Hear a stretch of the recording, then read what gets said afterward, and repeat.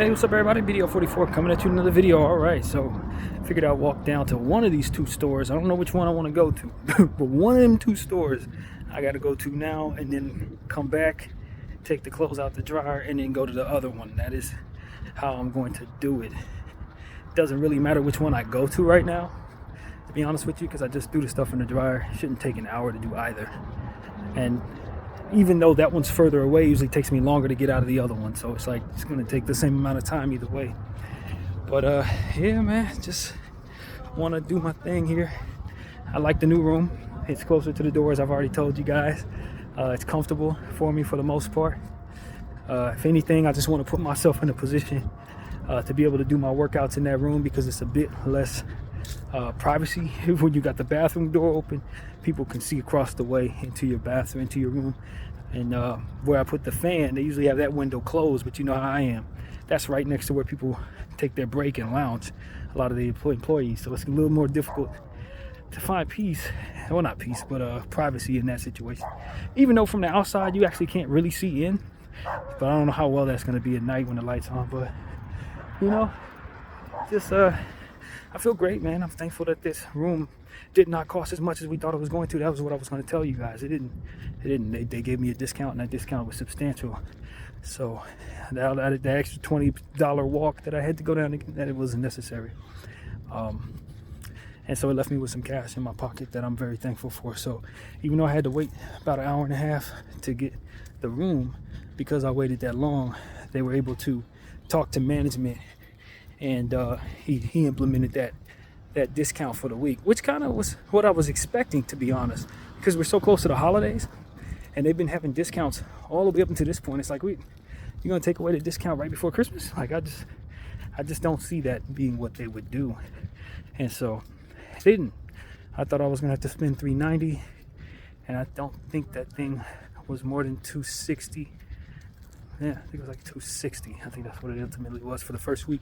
And of course, the next week will be such and such regular price. So they only had 2 rooms left, one air conditioning, one non. But I'd have been happy either way because of the discount that ultimately was applied to both rooms for the first week. So yeah, that's how that went, man. I was very, very blessed, and I was very happy about that, and very patient. And while I was sitting in the lobby, like I told you guys, I was able to get some highlights in from the Philadelphia 76ers, for which I just left my Laker video up. It should be uploading now on that game tonight at 4 o'clock. So, you know, very proud of the craft there that I'm doing, continuing this process. Even though things are uncertain in my life these days, I'm still keeping up the craft. And yeah, there's a table there for me to do art again. You know, this room is just like the first room where I was doing all my art in. The very first room I got here, it's shaped and structured the exact same way, minus a mirror. So I might actually sit at that table and sit down and finally do some art for the first time, while in this room for the first time in over 2 months. So I'm looking forward to seeing what type of art comes out of me, how rusty I actually am. And I finally feel like doing it. I actually feel like doing it. So I'm hopeful for the Lord we can keep that energy up in regards to myself, feeling like doing it, and you know, just have no problems. You know, that's what I want, no problems. Got through the most strenuous part of the every 3-week process, which is getting over to the NoHo hotel and then bringing all my stuff over back and forth. Ultimately, not sure if I would get a room. All that's now behind me. I got the room. I'm settled in. The room is nice. It's comfortable. I ain't seen no roaches. So now we figure out which way we want to go. The Target, which is one direction, or the other place, which is Famous Market, the other direction. And I need something specifically from both of them. Absolutely both of them. Something that will consider the meal right now is probably the lettuce, because I got apples. I got turkey for right now's meal, because I'll probably eat before I go back out. So I think I'll go to Famous. Yeah, I think I'll go to Famous. Famous makes more sense because I get better lettuce in theory from Famous Market. Plus it'll allow me to have more bread, because I'm on the last of my bread, even though I think it's enough for this particular meal I'm about to eat. I still want to be certain, man. Oh man, I forgot to tell y'all about the fake $200 bills. I found fake $100 bills, 2 of them. leading up to my mother's grave spot, where outside of the mortuary, not the mortuary, the what do they call that place? Graveyard. On the outside of the graveyard, right across the street from the Denny's, over there on Manchester. I think it's Manchester. I don't know what street that is, but it was two $100 bills. And I'm looking, I'm like, oh my goodness, what is that? I pick them up, they say for studio purposes only. I threw them things right back on the ground, man.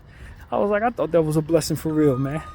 But the way I saw it was, somebody would have likely got to that money first. There's no way anybody walks past that without picking it up. No soul. Because it looked like real money. And even when you touch it, it feels like real money. But you try selling that to anybody, you try giving that to somebody, and believe you me, you're going to have more problems than it's worth. That's what I know. So, yeah, I threw them right back on the ground, man. That was not a good blessing right there. I forgot to tell y'all about that. Leading up to go visit my mom, seeing that there, I'm like, oh, mommy just came through. Nah, it was just the enemy teasing me with money that ain't real. But, you know, it is what it is, man. I found some real money in times, too. Certainly have. And I'm open to finding more, I'll tell you that. But that's something I just wanted to say in this camera, because I just thought about it right now for no random reason. But, yeah, man, it's kind of hot right now. It's beaming. For it to be a cooler day, that sun is hitting, man.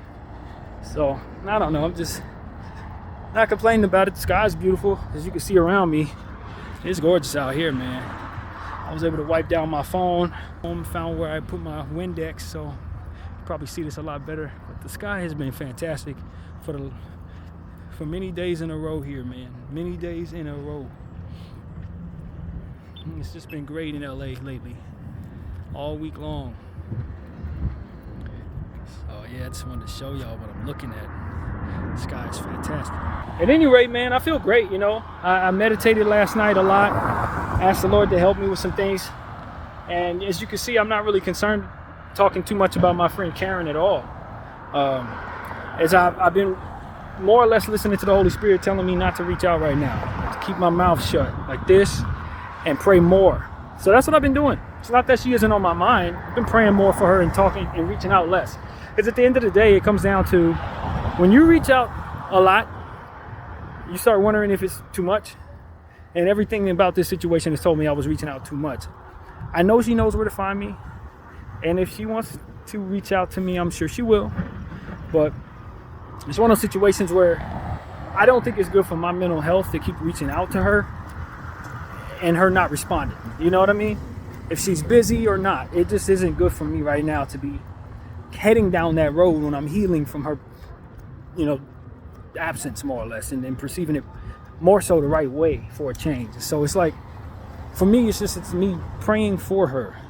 You know, it's not that I lost any care for her. It's not that I'm not thinking about her just, you know, a lot. But at the end of the day, it's just, I gotta get used to not being around somebody who may or may not want to be around me. You know what I mean? Or in my presence in the phone or what have you. How best to look at that. It's not that I'm not thinking about her. It's just that I'm thinking about me and how best to respect myself. And just like I told y'all last week, man, when the Lord tells you how to do certain things, you learn. You send up the energy to Him. You know what I mean? First, showing appreciation to the Lord, and then He sends you back an example for how to love yourself by sending love to you. You send that love back to the Lord. Once again, to double check to make sure that what He sent to you is clean before it's sent out to someone else. And in that process of doing that, when I send Him back the energy that I have for Karen, He's telling me to be quiet. Straight up. He's not telling me He wants to filter anything toward her. And so that's kind of how it's going with me. And throughout that course of that process, I've been much happier of a person, much more at peace throughout the course of my day. You know, I think of her in negative thoughts much less, if at all, these days. And it's just more peaceful that way, you know. Not to say that I need leverage or to control nothing. You know what I mean? I told her to reach out to me when she wants to, you know. Hey, buddy. Good morning. Good morning. Hello, friend. There's my little dog. Hey, hello. Hey, buddy. What's up, friend? Hey. How you doing? What's up, friend? Hey. She knows me. You don't know me too well. It's all good. What's up? That one before. It must be a boyfriend. He ain't like me too much. But, yeah, man. it's one of those situations where, I just feel better about me, loving me, while still having love for her, but not allowing the enemy to hurt me by way of her. And so that's really what it's about. It's about making sure that you are checking yourself, not giving people what it is that they can't use, not putting yourself in a position to be frustrated or let down or felt sad or whatever the heck it was that I was going through these last couple of weeks, making her feel like she needs to give me distance. And, I'm listening to the Holy Spirit, and he's telling me to pray more, talk less, pray more, reach out less, speak of her to me, not to her, and let her live her life as she's going to. I'm pretty certain she has big plans for her holiday, and so she's going to have to disappear again in that way. And I just know that listening to God in regards to keeping my distance is what he wants me to do, and what I feel is probably good for my energy. But I always answer the phone if she wants to call. I'm always going to text back if she wants to text. It's never going to be a situation where she's too far away from me mentally. But these days it's just best I make sure I'm not doing too much at all, really. And so that's what I believe. God seemed to think the same thing, obviously. So I'm being patient with him. I'm not worried about what happens when I don't reach out, us having too much of a distance. I feel like me getting closer and reaching out too much is probably putting more of a distance between us than me taking my time and not. And it's almost like opposites day with certain people. You do too much and you push them away. You do as little as possible and they start coming toward you. So maybe that's what the psychology is for Kay. I don't know, but she knows where to find me, and she knows I want to hear from her. So it's no big deal. I'm just learning how to do it this way, man. It feels better. It feels a lot better, actually. So continuing to be quiet and prayerful, just the same, man. Incorporating her in the prayers that I pray for myself, man. And so asking the Lord to help me with certain things, I ask him to help her the same. That's really how I do it. Instead of trying to reach out to her with all types of energy she can't do nothing with, to reach out to God with energy that he most definitely can do something with. So, Kay, if you're watching this, I'm praying for you even more now, not less. And so that's what it is, man. I feel good about it too. The enemy has been trying to attack me, but not in the same ways. He don't have that type of power right now. I'm handling my business faithful to the Lord. And even as I struggle with certain things, I talk to him about those things. It ain't like me just sitting back saying I'm doing my own thing and that's it, and get away from God. No, it's like, God, this is what I'm dealing with. This is how I'm feeling. Can you help me? You know what I mean? It's just approaching different things, the right way, rather than approaching them in a disobedient or, hey, I'm doing this by myself and maybe God doesn't like it, but I don't care type of way. You just got to mature your way through that.